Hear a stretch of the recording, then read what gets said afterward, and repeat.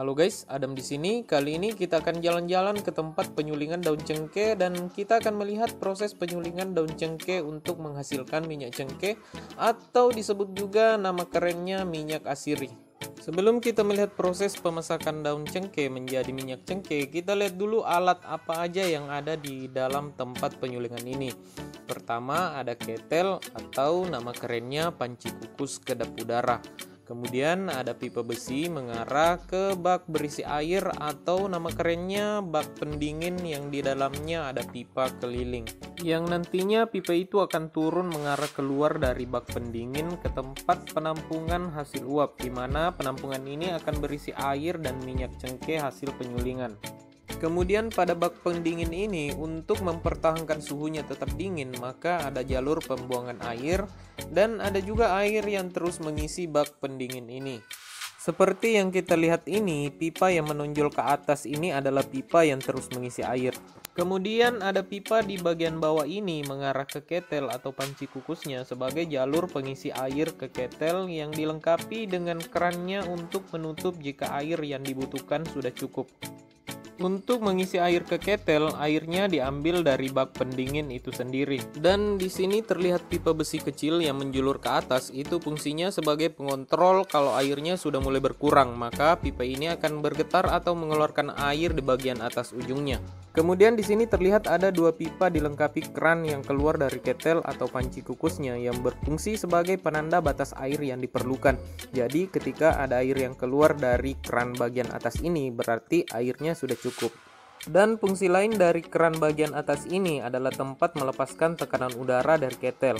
Dan contohnya seperti ini. Oke, kita lanjut. Ada tungku perapian beserta cerobong asapnya. Kemudian ada alat penting yaitu alat penyaring ajaib dan nanti kita lihat cara penggunaannya. Dan bonus tambahan ada skop abu dan penjepit dari kayu. Oke, saatnya kita mulai masak, tapi sebelum itu kita bongkar dulu daun yang telah dimasak dan sudah didinginkan sebelumnya. Baru kita lanjut memasak daun yang baru.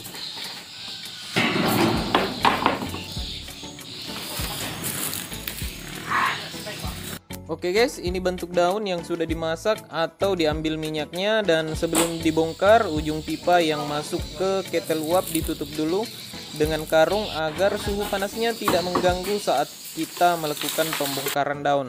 Dan suhunya masih lumayan panas, dan sedikit informasi pada saat pembongkaran jangan sampai menyentuh ketel uapnya karena masih sangat panas. Sambil melakukan pembongkaran, disiapkan juga daun yang akan dimasak nantinya. Setelah pembongkaran daun cengkeh, nanti kita akan melihat bagian dalam dari ketel uap ini. Karena di dalamnya ada dandang sehingga kita bisa ambil kesimpulan kalau dalam proses penyulingan daun cengkehnya dikukus, tak beda jauh dengan bolu kukus. Dan pada bagian dalam di samping atas ketel uap ini terlihat ujung dari jalur pipa uapnya.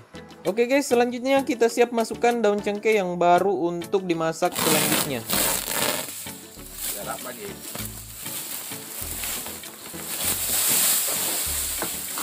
Dalam satu kali masak daun cengkeh seperti ini, ketel uap ini mampu menampung 50-60 karung daun cengkeh, tergantung pada padatnya isi tiap karungnya.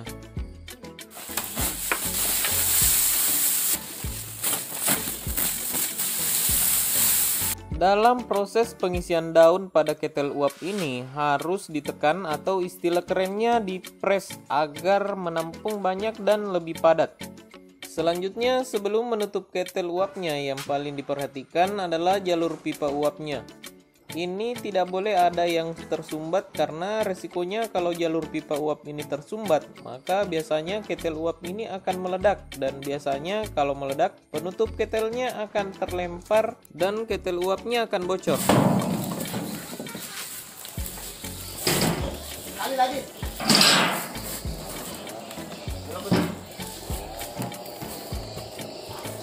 Pada saat proses penutupan ketel uap ini, penutupnya harus betul-betul rapat. Kalau memang penutupnya tidak bisa rapat, biasanya pada bagian celah penutupnya ditutup menggunakan tanah liat. Selanjutnya, setelah penutupnya rapat, tinggal kencangkan baut-baut penutupnya.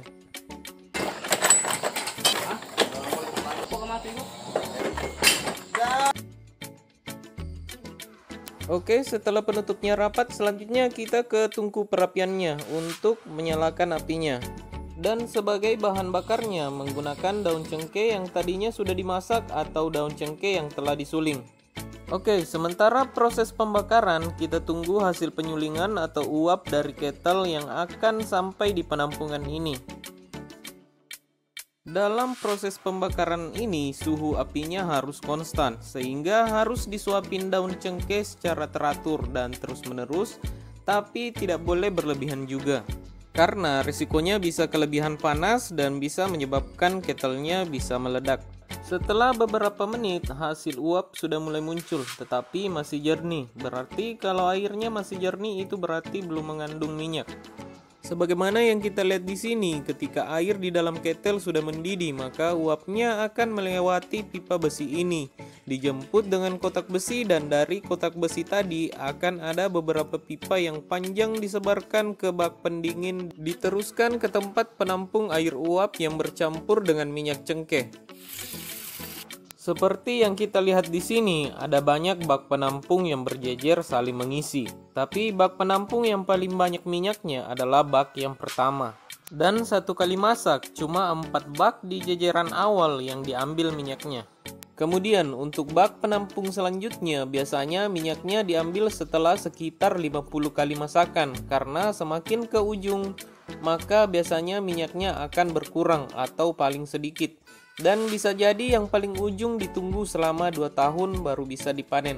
Selanjutnya, saat masak jangan lupa untuk mengecek temperatur suhu bak pendinginnya.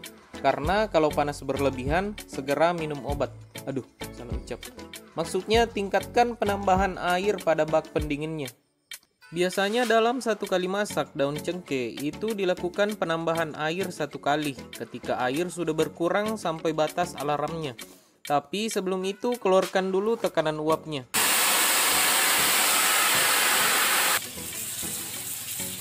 Biasanya dalam proses penyulingan daun cengkeh 1 kali masak membutuhkan waktu kurang lebih 6 jam. Dan penanda kalau minyak cengkeh udah habis, maka air yang keluar dari pipa uapnya akan berwarna jernih. Karena air yang keluar sudah tampak jernih, maka kita ke langkah berikutnya. Kita gunakan pompa seperti ini. Kemudian kita siapkan penyaring ajaibnya. Kenapa saya bilang penyaring ajaib? Karena penyaring ini mirip kain dan cuma minyak yang bisa lewat. Tapi air tidak bisa. Anggap aja saya juga heran. Dan menurut informasi, harganya juga lumayan untuk ukuran kain seperti ini. Belum dihitung bingkai kayunya. Saatnya kita pompa menggunakan alat ini dipindahkan ke wadah lain atau siap untuk disaring. Pada bak penampung ini kebanyakan minyaknya berkumpul atau berada di bagian bawah, sebagaimana yang kita ketahui massa jenis minyak lebih berat dibanding air. Karena wadah penampung pertama ini paling banyak menampung minyak cengkeh, jadi hasilnya langsung disaring. Dan seperti inilah proses penyaringannya hingga minyak cengkehnya langsung turun ke bawah melewati penyaringan dan airnya akan tertahan di penyaringan ini. Jadi semua yang turun ke baskom itu adalah minyak cengkeh semua.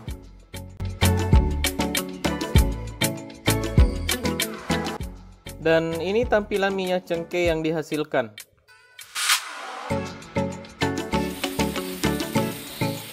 Kemudian selanjutnya bak penampung kedua, ketiga, dan keempat dipindahkan dulu ke wadah yang lain. Nanti tinggal dituang airnya ke tempat penampung yang lain.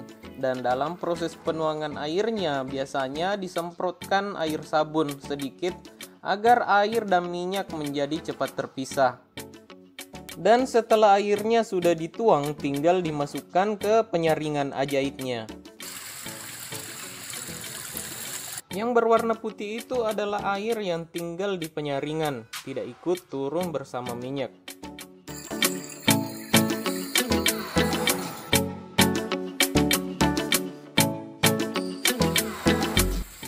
Yang di dalam botol itu adalah air sabun yang biasanya disemprotkan sedikit agar air dan minyak cepat terpisah.